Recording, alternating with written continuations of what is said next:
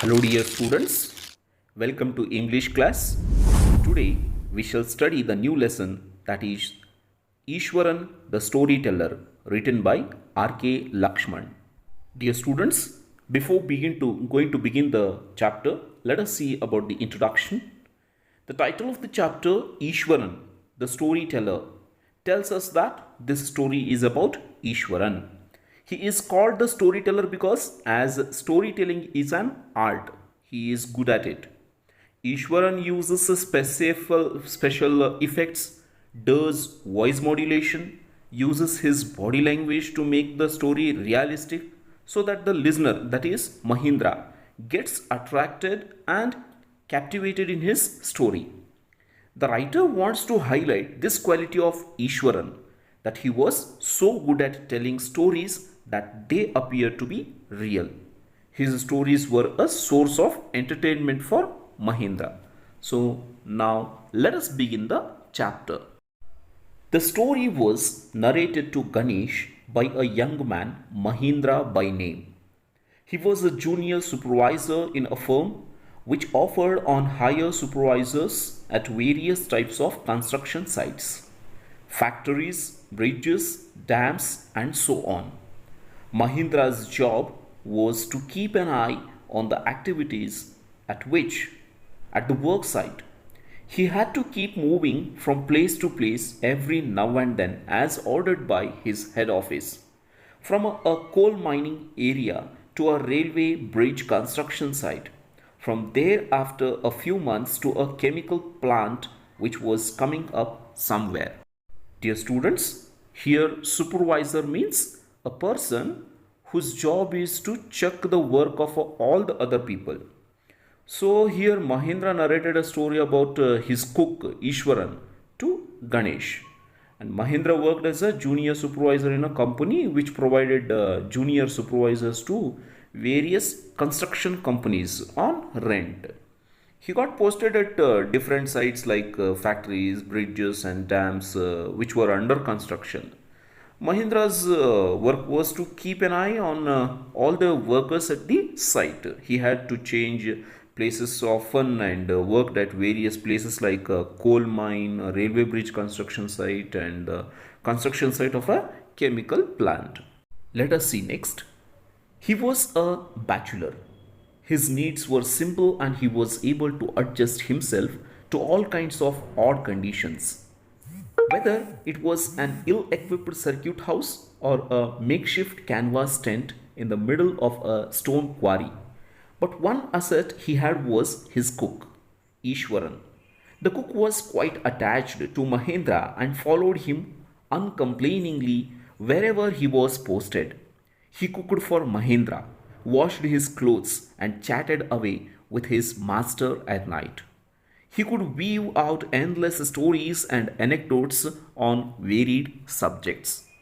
Dear students, here bachelor means a person who is unmarried, and makeshift means temporary, and quarry means mining, asset means advantage, and anecdote means a short, amusing, or interesting story about a real incident or a person. So, here, as Mahindra was unmarried, he did not have a family. He was able to live in these temporary quarters provided at the construction sites. He adjusted well in the circuit houses, which did not provide the basic amenities or even the tents, which were temporary in nature. Mahindra had an advantage. He was accompanied by his cook Ishwaran. Ishwaran was very close to Mahindra and accompanied him everywhere. He did not complain about the tough conditions in which he had to live. He cooked food for him, washed his clothes, and gave him a company by talking to him at night. Ishwaran had a quality that he was good at telling stories, and he entertained Mahindra with his stories which were based on different subjects. Let us go further. Mahindra would be up early in the morning and leave for work after breakfast, carrying some prepared food with him. Meanwhile, Ishwaran would tidy up the shed, wash the clothes, and have a leisurely bath, pouring several buckets of water over his head, muttering a prayer all the while. It would be lunchtime by then. After eating, he would read for a while before dozing off. The book was usually some popular Tamil thriller running to hundreds of pages. Its imaginative descriptions and narrative flourishes would hold Ishwaran in thrall. Dear students, here muttering means speaking in a low voice, and dozing off means falling asleep, and narrative flourishes means detailed descriptions. And lastly, in thrall means the state of being in someone's power. So, dear students, here Mahendra would wake up early in the morning and get ready and get and leave for work after eating his breakfast. He would carry his lunch along with him. After he left, Ishwaran would clean their living place, wash Mahendra's clothes, and have a nice bath. He would take some buckets of water and pour water on his head while mumbling a prayer as we Indians used to chant the mantras like while taking bath Ganga, Yamuna, Godavari. This shlokas that we are going to chant, the same thing that he was doing. And after that, he would eat his lunch and read his favorite book in Tamil language. Ishwaran would get carried away with the details and descriptions given in the books that he read, and then he would go off to sleep. Let us go further. His own descriptions were greatly influenced by the Tamil authors that he read.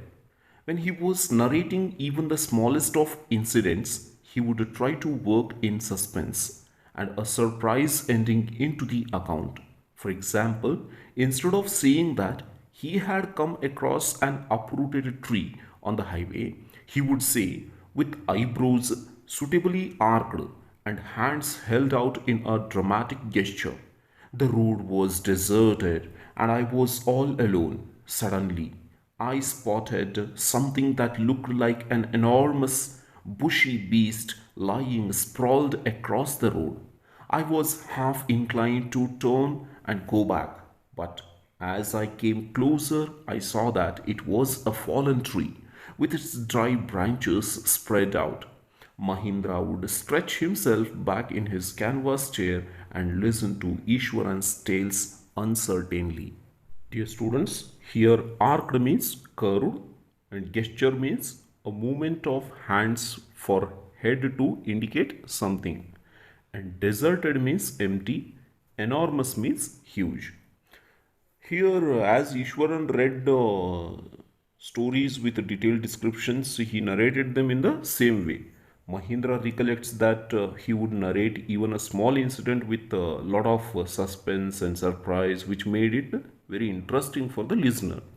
Then he gives an example that instead of saying that he was walking down the highway and he came across a tree which had broken and had fallen on the road, Ishwaran would use his facial expressions and bodily gestures to narrate it. He would say that the road was empty and he was all alone. This would create suspense in the listener's mind. Then he would say that all of a sudden he saw that a huge beast was lying across the road as he walked ahead. His mind was telling him to turn and go back. As he reached closer, he saw that it was a tree that had fallen and was lying on the road. The branches of the tree had spread out and seemed as if it was a huge beast. Mahindra says that this talent of Ishwaran made the simple story very interesting and it captivated him. So, although he know that some of the stories were not true, but the way in which Ishwaran narrated them was so interesting that Mahindra would not say anything and listen to him quietly. Let us see next. The place I came from is famous for timber. Ishwaran would begin. There is a richly wooded forest all around. The logs are hauled onto the lorries by elephants. They are huge, well fed beasts. When they turn wild, even the most experienced mahout is not able to control them. After this prologue, Ishwaran would launch into an elaborate anecdote involving an elephant. Dear students, here timber means wood that has been processed for commercial purposes, and hauled means transported, and prologue means an introductory speech, and elaborate means detailed. So here Mahendra recollects another story told by Ishwaran. Ishwaran said that his native village was surrounded by a huge forest which was full of trees. The huge logs of timber were sold for commercial purposes. They were transported onto the vehicles by elephants. They were huge elephants, and if they become mad, they would get out of control, and the mahout would not be able to tame them. This introductory session was followed by a detailed story involving elephant. One day, a tusker escaped from the timber yard and began to roam about, stamping on bushes, tearing up wild creepers, and breaking branches at will. You know, sir, how an elephant behaves when it goes mad? Ishwaran would get so caught up in the excitement of his own story that he would get up from the floor and jump about, stamping his feet in emulation of the mad elephant. Dear students, here tusker means an elephant, and roam about means move around, and stamping means hitting with force, and emulation means effort to match or surpass a person by imitation or copying. So here the story was narrated as follows. One day an elephant escaped from the timber yard and roamed around the forest. It stepped on the bushes and crushed them and tore the creeper plants and broke branches of trees which came in its way. Ishwaran asked Mahendra whether he knew how a mad elephant behaved. In order to make his story more effective, Ishwaran stood up and jumped around the place, hitting his foot on the ground in order to copy the actions of the mad elephant. The elephant reached the outskirts of our town, breaking the fences down like matchsticks. He would continue.